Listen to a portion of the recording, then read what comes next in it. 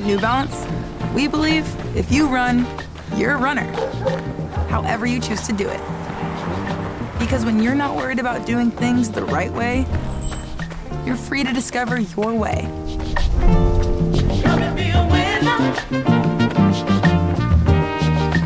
And that's what running's all about. Run your way at newbalance.com/running. This episode is brought to you by Amazon. Sometimes the most painful part of getting sick is the getting better part. Waiting on hold for an appointment, sitting in crowded waiting rooms, standing in line at the pharmacy, that's painful. Amazon One Medical and Amazon Pharmacy remove those painful parts of getting better with things like 24/7 virtual visits and prescriptions delivered to your door. Thanks to Amazon Pharmacy and Amazon One Medical, healthcare just got less painful. For just £6 a month, you can get early access to ad-free episodes. Just binge those full adventures immediately. And that is just the tip of the iceberg. There's so much more over at patreon.com/Sherlock & Co. Just £6 a month. £6. Yeah, that is cheaper than parking at Heathrow for 29 minutes. Do you know that? Yeah. 29 minutes in a Heathrow car park or Sherlock & Co members club. You decide. Patreon.com/Sherlock & Co.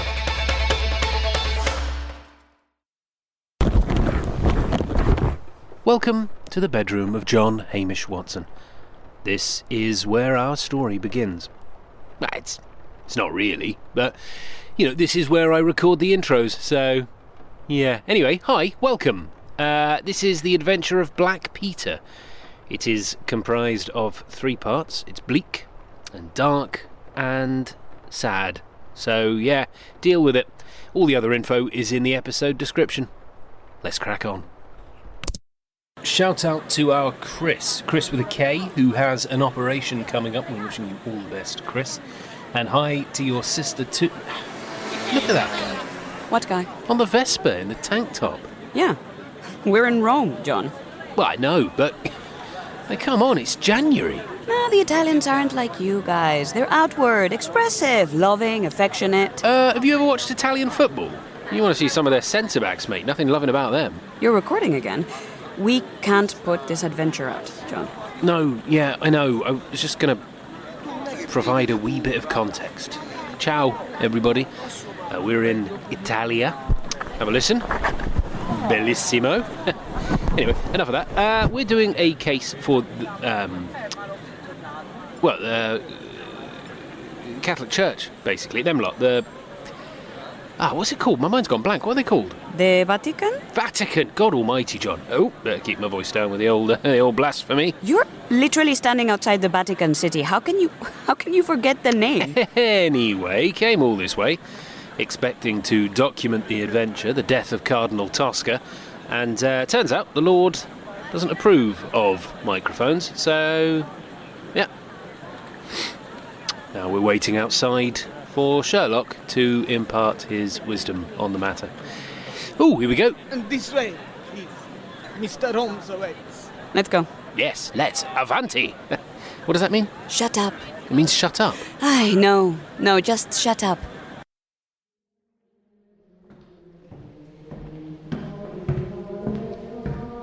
All right, mate. Yes, hello. How did he die then?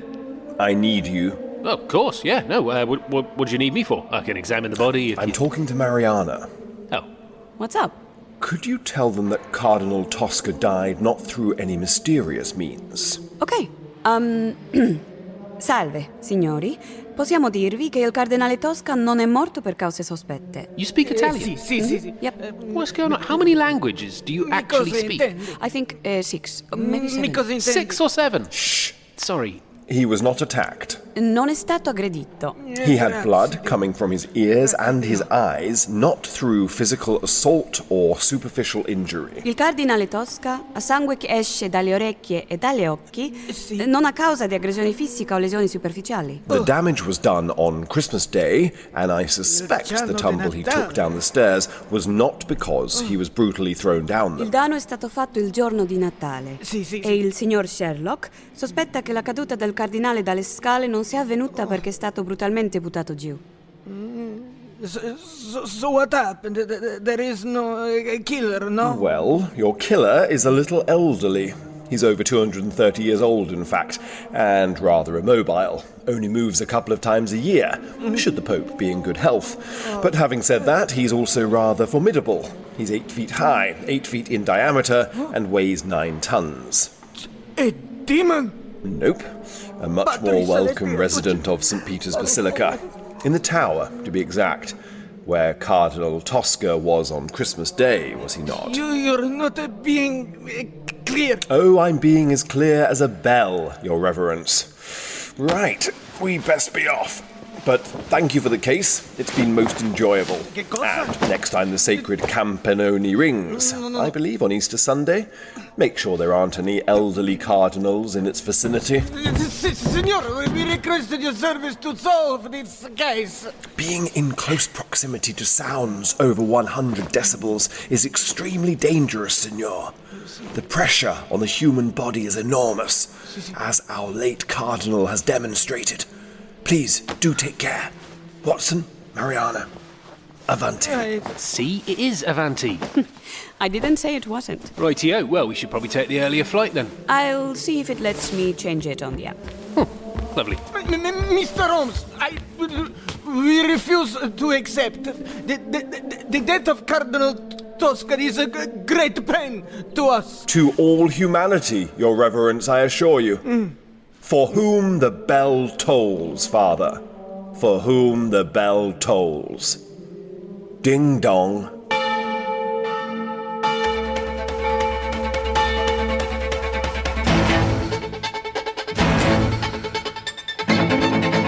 My name is Dr. John Watson, once of the British Army Northumberland Fusilier Regiment, now a true crime podcaster based in central London. I don't have much experience in criminology, so this is mostly a record of how I met possibly the most brilliant and bizarre person I have ever and will ever know. Join me as I document the adventures of Sherlock Holmes.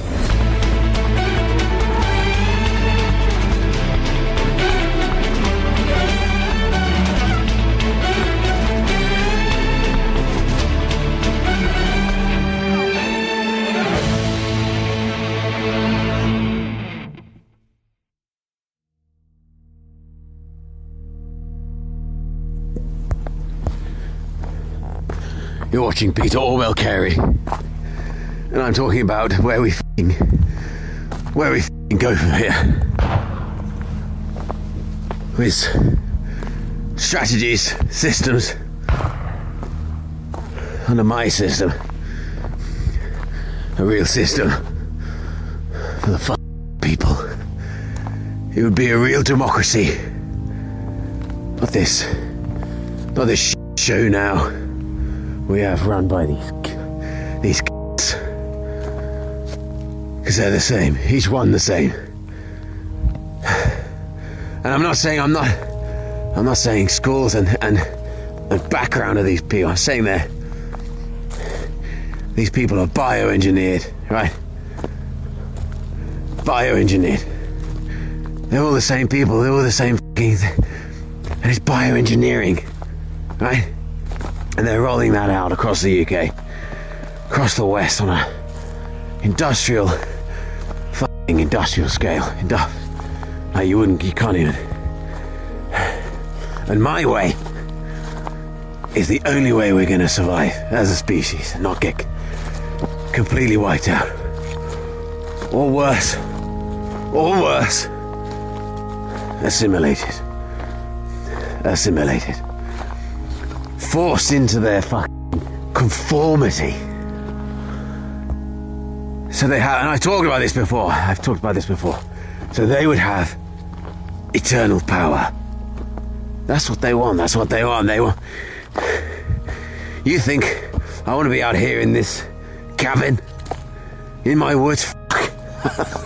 I do it because they're listening in my home. Right? They're listening to everything in my house. My family. They're being assimilated. They speak like them. They're contaminated. That's exactly what they are. They're contaminated, and it's... something's got to give.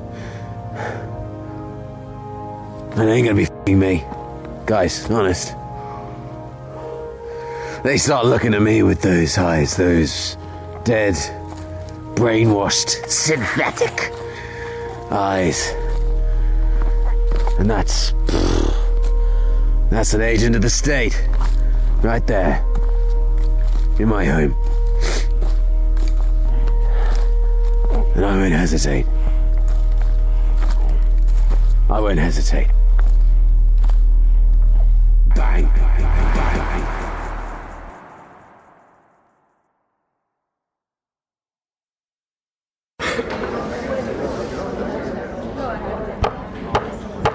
We will hear from the juror. We will hear from the juror. Thank you.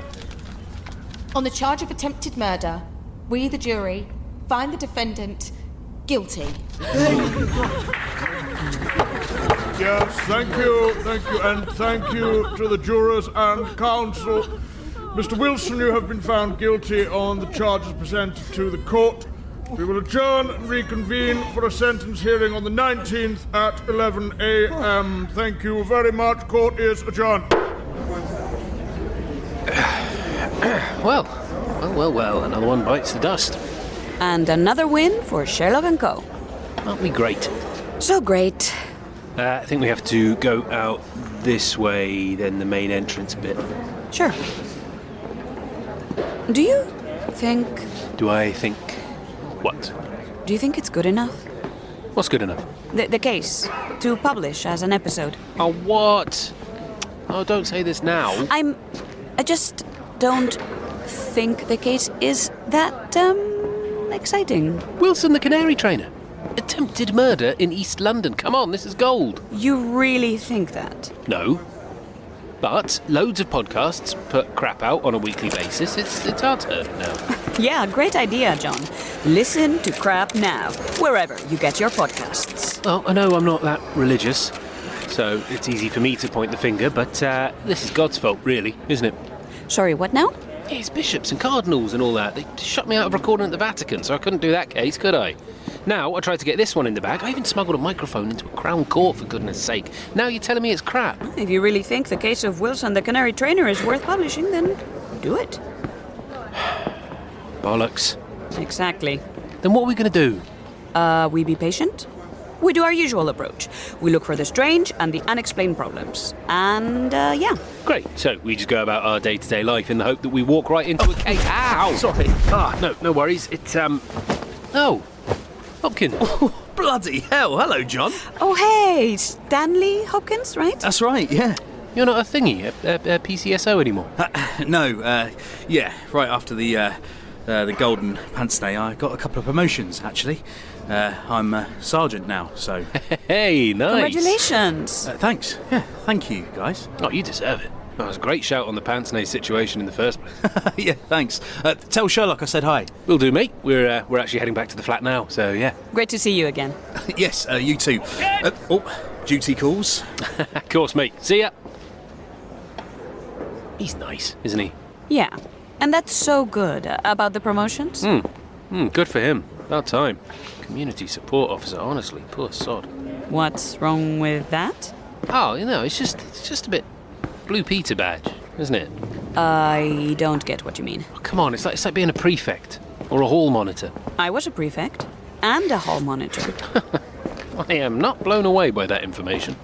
What's wrong with that? I don't know, it's just a bit, What, commendable? No, lame.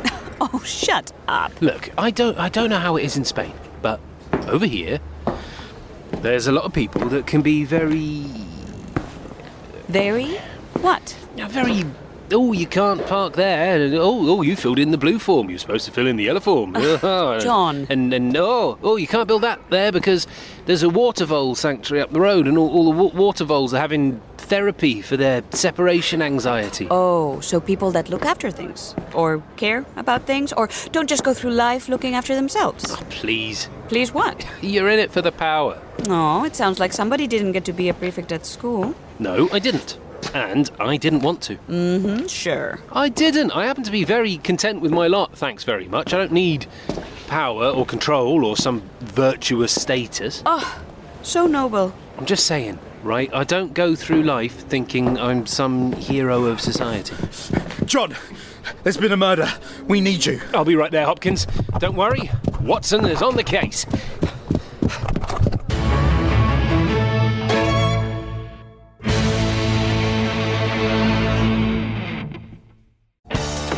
Still getting around to that fix on your car?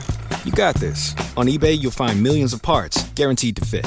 Doesn't matter if it's a major engine repair or your first time swapping your windshield wipers. eBay has that part you need, ready to click perfectly into place. For changes big and small.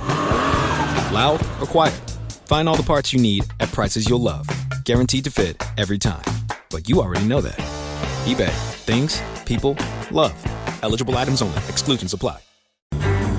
Hi, it's Katty Kay here from The Rest is Politics US. We felt at this time, as America is heading into the Trump administration, that we should look back on one of the darkest moments in recent American history. So we have done just that with a series on Trump's insurrection and his attempts back in 2020 to steal the election from Joe Biden. There was an incitement of an insurrection. They stormed the Capitol. They literally have senators running for their lives. We break it down. We give a hour by hour of all the incidents, the fences smashing, the windows breaking, gunshots firing, Trump supporters smoking joints in Statutory Hall. Just imagine the bedlam. And incredibly, some of these people are going to be pardoned by Mr. Trump. And so January 6th, I've never told Katty Kay this, but January 6th is my birthday. Okay, tune in and listen. Yeah, that's not the only extraordinary thing about the date of January the 6th, however. I mean, this is why this story and this series is so important and so gripping, because so many of these characters are coming back with us today. And so much has been forgiven and swept under the carpet. And America decided in the election last year that they were going to reinstate Donald Trump. With that, there really is no better time to take a look at these events. To hear more, just search The Rest is Politics US wherever you get your podcasts. Hear a clip from this miniseries at the end of this week's episode.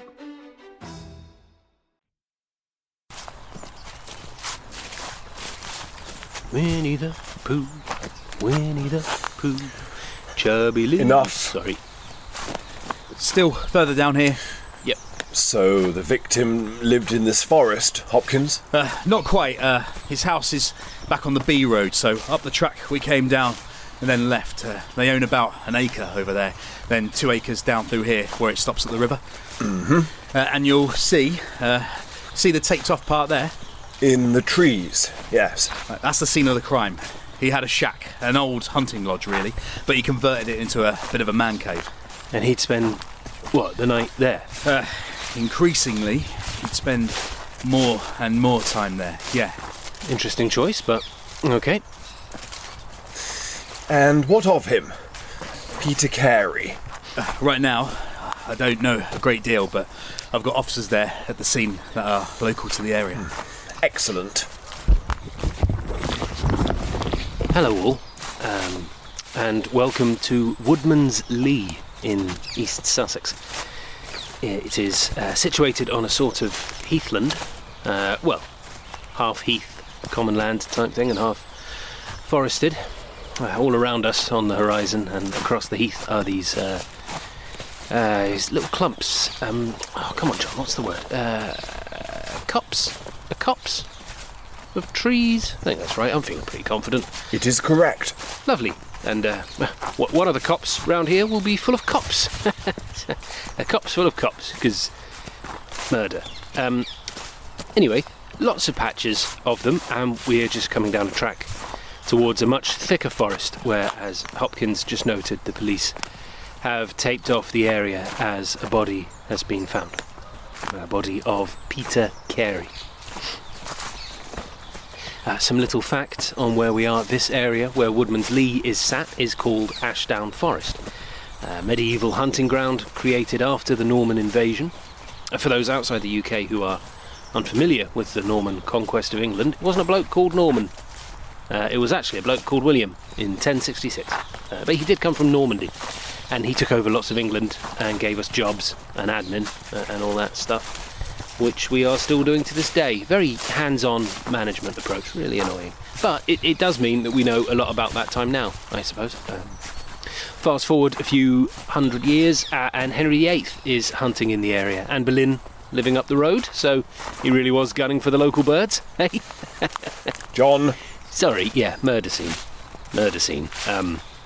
Yeah, it's quite a dramatic landscape, but to lighten the mood without jokes about medieval shagging, Ashdown Forest is the inspiration for the 100-Acre Wood, which is from Winnie the Pooh, for those that didn't know. Could I offer some editorial tips? Mm-hmm. I feel it may be best for a true crime documentary to lean a little further into the murder rather than Anne Boleyn and Winnie the Pooh. Yes, true. But we haven't seen the body yet. Neither has Hopkins. So why should I speculate?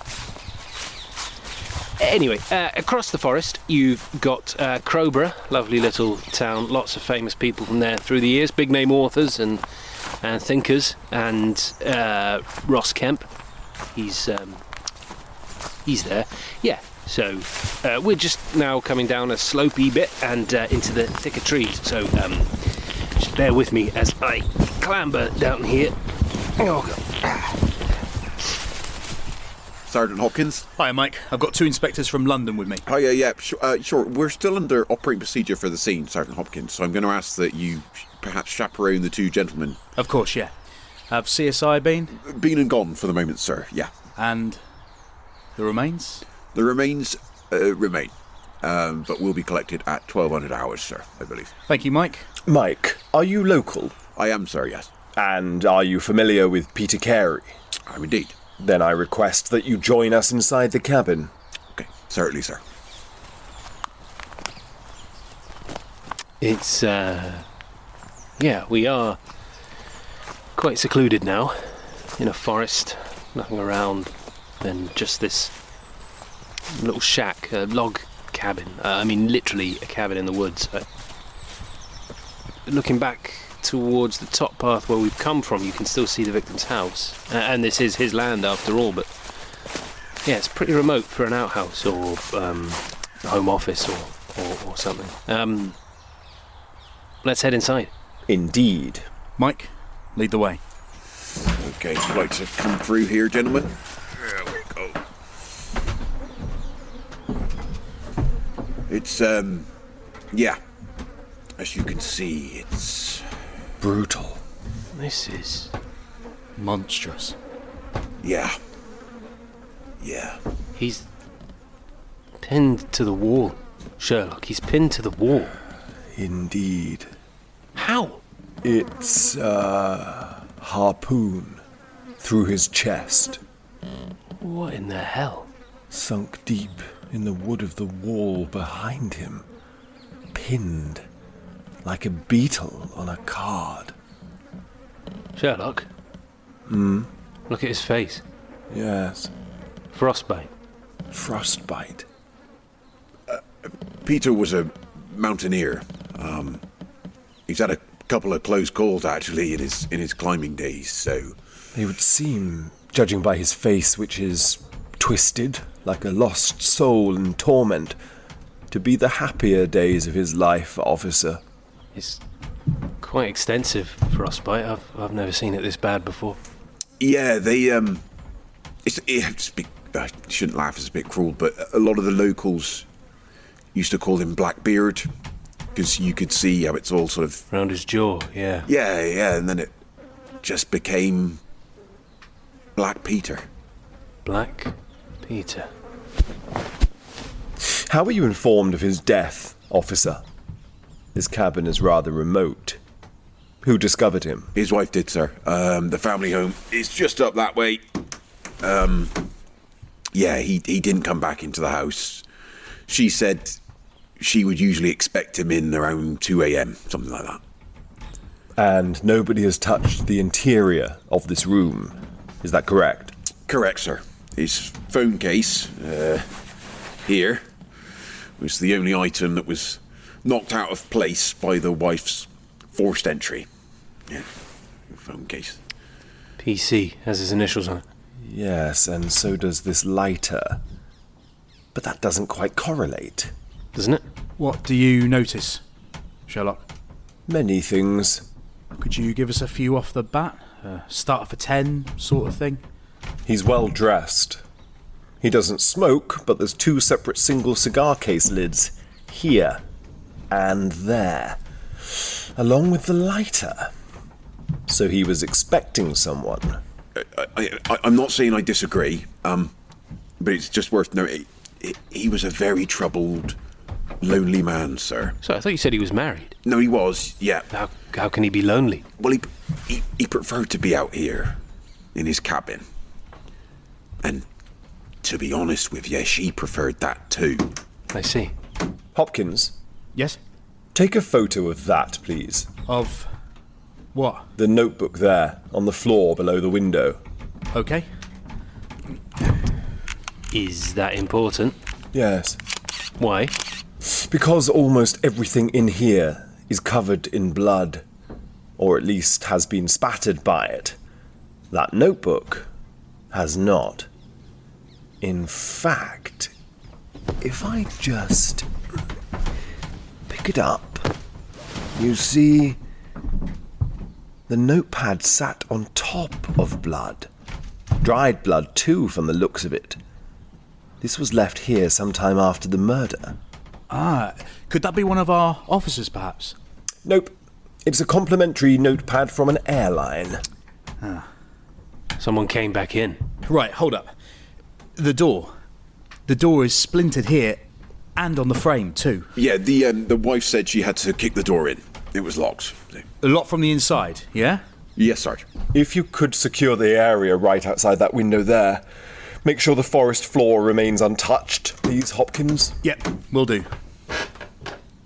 Watson. Yes, mate. I have a suspicion. Could you confirm it for me? Sure. What's up? Was this man murdered last night? All right, let me see.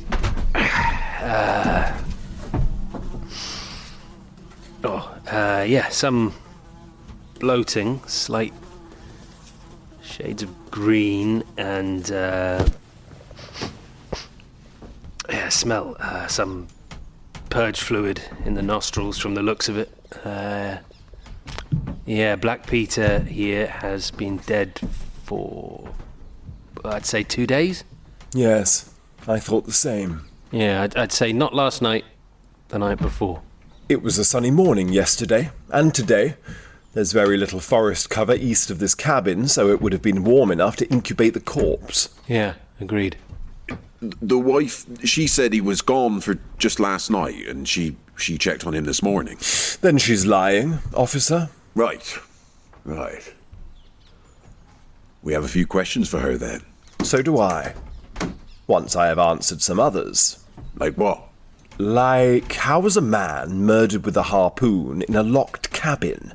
Who did it? And why did they leave a notepad written in Japanese under the window they crawled out of? Oh.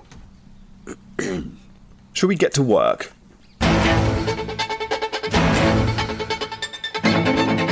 To binge this adventure in full and without ads, go to patreon.com/Sherlock & Co.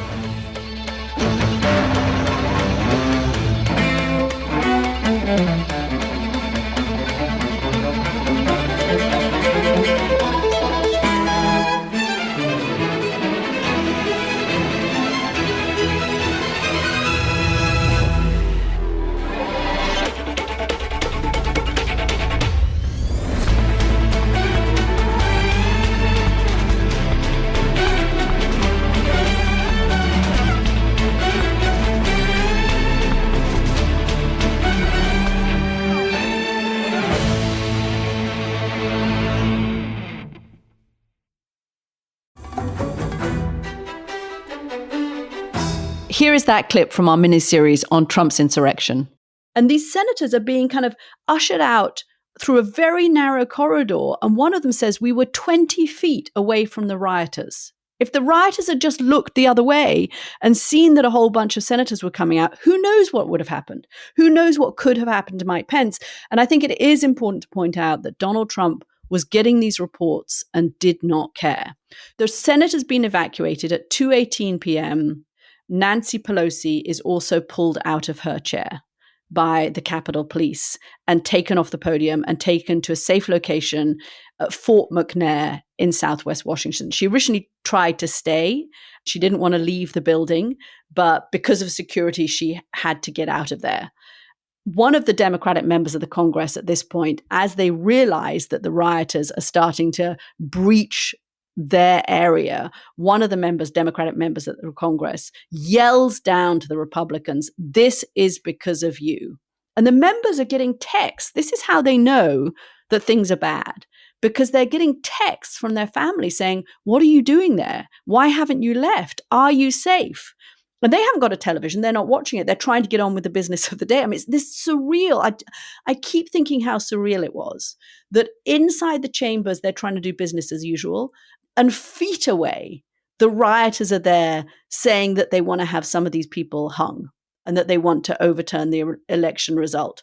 So then a few minutes after that, the House floor is evacuated, literally in front of the rioters. The police manage again to secure a very narrow passageway through the rioters to get them out. And one member afterwards says, "I could look in the eyes of those officers and I saw the fear." They knew that the officers were outnumbered. To hear more, search The Rest is Politics US wherever you get your podcasts.